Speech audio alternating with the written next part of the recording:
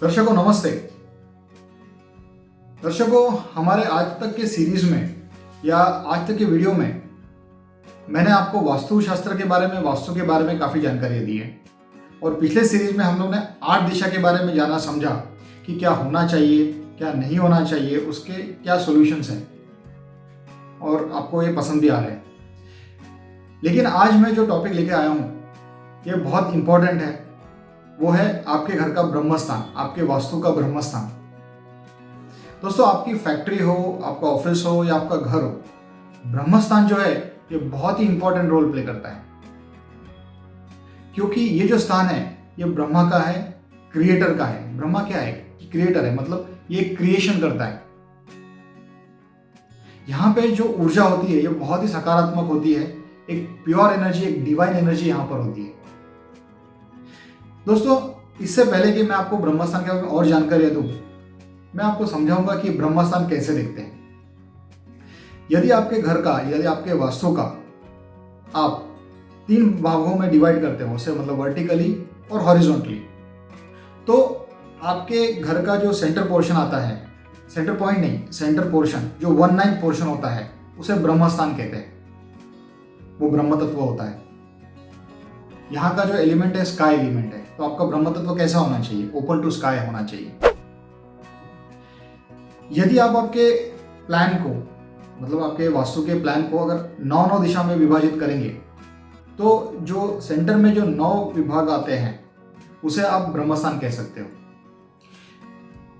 और एक सिंपल भाषा में आप कहें तो आप दिन भर में आप घर में या आपके ऑफिस में कहीं जाते हो, जैसे सपोज आपके कॉन्फ्रेंस रूम से आप आपके केबिन में जाते हो, आपके लिविंग रूम से आप बेडरूम में जाते हो, बेडरूम से आप वॉशरूम जाते हो या किचन में जाते हो, तो जो कॉमन पैसेज होता है जहाँ से आप इंटरेक्ट करते हो या आपको यहाँ से सब लोग यहाँ से कॉमन पैसेज पास होते हैं, वो है आपका घर का ब्रह्मस्थान। मतलब वो ऊर्जा क्षेत्र में से आप हमेशा मूव करते हो, आपकी मूवमेंट वहाँ से रहती है। और इसी कारण वहाँ पर किसी भी तरह का वास्तु दोष नहीं होना चाहिए। दोस्तों, ये जो ब्रह्मस्थान है ये आदमी में या वहाँ पर रहने वाले लोगों में या वहाँ के जो ऑफिस के जो स्टाफ, अगर आपका ऑफिस है तो आपका जो वहाँ का स्टाफ है उसमें अलग अलग क्वालिटीज देता है। जैसे कि एक अच्छा डिसीजन मेकर बनाता है, आपको सही गलत, उचित अनुचित का फैसला करने की ताकत देता है, आपको उसमें सक्षम बनाता है। अगर आप बिजनेसमैन हो तो आपको एक कैलकुलेटिव माइंड देता है, आपको कहीं सही और गलत में परख, यानी आपको किसको क्या काम देना चाहिए, यानी आप उसको पावर ऑफ डिस्क्रिमिनेशन कह सकते हो, ये क्वालिटीज आप में देता है। आपको अलग अलग सब्जेक्ट्स का नॉलेज देता है। इसके काफ़ी गुण हैं। अगर आपका फैक्ट्री है, ऑफिस है, तो आपको जो रिसोर्सेज की ज़रूरत होती है वो ये अवेलेबल कराने में आपकी मदद करता है। आपके काम में आपके काम को जो आप शुरू करते हो उसको पूर्णत्व तक ले जाने की जो जिम्मेदारी होती है वो आपके घर के या आपके वास्तु के ब्रह्म तत्व की होती है। जो इंसान में एक वाइजनेस चाहिए वो क्वालिटी आपको ब्रह्म तत्व देता है। तो इस प्रकार ब्रह्म तत्व की काफ़ी क्वालिटीज़ है। ये आपके ऑफिस के स्टाफ को एकत्रित बांध के रखने का काम करता है। आपके जो घर के मेंबर्स हैं उनको एकत्रित बांध के रखने का काम ब्रह्म तत्व का है। तो दोस्तों, ये जो ब्रह्म तत्व है, जो ब्रह्मा का स्थान है, अब ब्रह्म कैसे होते हैं? ब्रह्म तो क्रिएटर है। इनके 4 मुख होते हैं, इनके हाथों में 4 वेद होते हैं, और ये 4 वेद या 4 मुख जो है यही आपके घर के, आपके वास्तु की 4 मुख्य दिशाएं हैं, ईस्ट, वेस्ट, नॉर्थ, साउथ। ये जो ब्रह्म तत्व होता है, यहाँ से जो मैंने बताया प्योर एनर्जी, डिवाइन एनर्जी निकलती है। साथ ही साथ में आपके जो भी 8 दिशाएं हैं या 4 दिशाएं, सब यहाँ पे एकत्रित होते हैं, सब यहाँ पे इंटरेक्ट होते हैं, क्रॉस होते हैं। इसलिए ब्रह्मस्थान भी बहुत महत्वपूर्ण है। अब दोस्तों, आपको जो मैंने क्वालिटीज़ बताई, ये क्वालिटीज़ अगर आपको चाहिए होगी तो आपको ध्यान रखना है कि आपके ब्रह्म तत्व में कोई भी प्रकार का डिफेक्ट नहीं आना चाहिए। अब डिफेक्ट किस प्रकार का हो सकता है? मान लो यहाँ पे कोई एंटी एलिमेंट आ जाता है, या तो फिर यहाँ पे फायर आ जाता है, यानी कि आपके घर का जो गैस स्टोव होता है वो यहाँ पे आता है, तो ये वास्तु डिफेक्ट क्रिएट करता है। यहाँ पे अगर कोई गड्ढा है, आपका प्लॉट है, आपकी फैक्ट्री, यहाँ पे कोई गड्ढा है, या यहाँ पे अंडरग्राउंड वाटर टैंक है, उसमें गड्ढे में पानी है, तो ये बहुत बड़ा वास्तु दोष है। इसकी प्रचिति हमने महाभारत में भी देखी है। आपको एक छोटी सी स्टोरी शेयर करूंगा कि महाभारत में जब द्रौपदी एक तालाब के पास होती है और वहां से दुर्योधन जाता है। अब ये मयासुर जो एक खुद भी एक विश्वकर्मा जैसे वास्तुशास्त्रज्ञ थे, जानकार थे, उन्होंने ये इंद्रप्रस्थ इस शहर की रचना की थी। श्री कृष्ण ने उनसे ये तैयार करवाया था। अब वहाँ पे दुर्योधन गिर जाते हैं और द्रौपदी हंसती है। ये सब आपको इतिहास पता है और यहीं से महाभारत की शुरुआत होती है।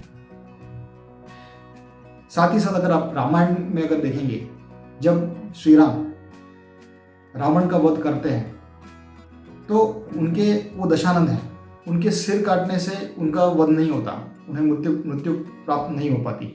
तब उन्हें ये ज्ञान होता है, ये बताया जाता है कि जो उनका नाभि स्थान है, जो रावण का नाभि स्थान है, वहां पर आप तीर चलाइए, उससे रावण का अंत होता है, यानी बुराई का अंत। तो दोस्तों, इतना महत्वपूर्ण है ये घर का ब्रह्म तत्व। ये जो घर का ब्रह्म तत्व होता है, यहाँ पे जो अगर कोई डिफेक्ट आता है तो हमने देखा है कि कई प्रकार की न्यूरोलॉजिकल प्रॉब्लम, बैक के मतलब कमर का दर्द, या पेट की समस्या, स्टमक प्रॉब्लम भी देखे गए। जैसे मैंने बताया, ये एक बांध के रखने की शक्ति है, बांध के रखने का कार्य करता है।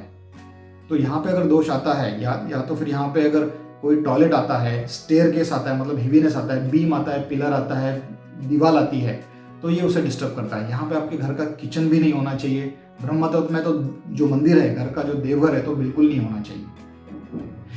दोस्तों, हमने देखे कि पहले जो हमारे पूर्वज जो घर बनाते थे, जो राजवाड़े बनाते थे, उनमें जो ब्रह्म तत्व था वो पूर्ण तरीके से या पूरी तरीके से ओपन रहता था, ओपन टू स्काई रहता था। वहाँ पे सूर्य की सीधी सीधी किरणें आती थी और वो उसे और सकारात्मक बनाती थी, जिसके पॉजिटिव रिजल्ट काफ़ी थे। बट आज की तारीख में देखा गया है कि जो घर में टॉयलेट या किचन या कर्ट्स, इस प्रकार के कई वास्तु दोष आते हैं।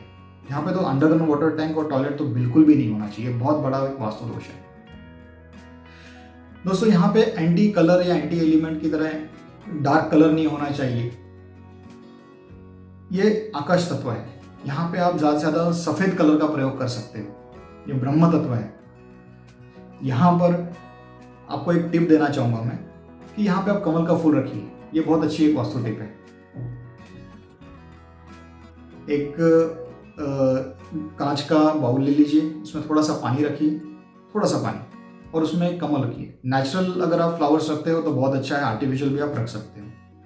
तो दोस्तों, यहाँ पे लाल कलर, ऑरेंज कलर नहीं होना चाहिए। यहाँ पे कोई भी डार्क कलर, ग्रीन कलर भी नहीं होना चाहिए।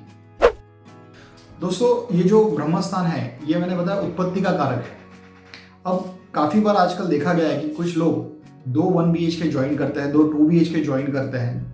तो इसमें अगर यदि आप 2 फ्लैट ज्वाइन करने के बाद में या 2 वास्तु ज्वाइन करने के बाद में, एकत्रित करने के बाद में ब्रह्म स्थान में अगर आपका लिविंग रूम आता है, ओपन रहता है, ये बहुत अच्छी चीज़ होती है, ये बहुत पॉजिटिव है।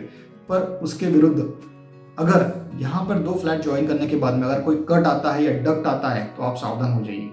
ऐसा बिल्कुल नहीं करना चाहिए, ये बहुत बड़ा गंभीर वास्तु दोष क्रिएट करेगा। तो दोस्तों, ये जो ब्रह्म स्थान है, यहाँ पर आप जो मेडिटेशन है वो कर सकते हो। यहाँ पे आप होम हवन कर सकते हो, जो कभी कभी हम लोग जो त्योहारों पे पूजा करते हैं वो कर सकते हो। लेकिन आपके घर का जो ब्रह्म स्थान है, वहाँ पर आपके घर का मंदिर बिल्कुल नहीं होना चाहिए। तो दोस्तों, आपके ब्रह्म स्थान में क्या है, ये अवश्य चेक कीजिए। आशा है आपको ये जानकारी पसंद आई होगी और हमारे इस वीडियो को आप लाइक करेंगे और चैनल को सब्सक्राइब कीजिए। धन्यवाद। सर्वेषां स्वस्तिर्भवतु, सर्वेषां शान्तिर्भवतु, सर्वेषां पूर्णं भवतु, सर्वेषां मङ्गलं भवतु,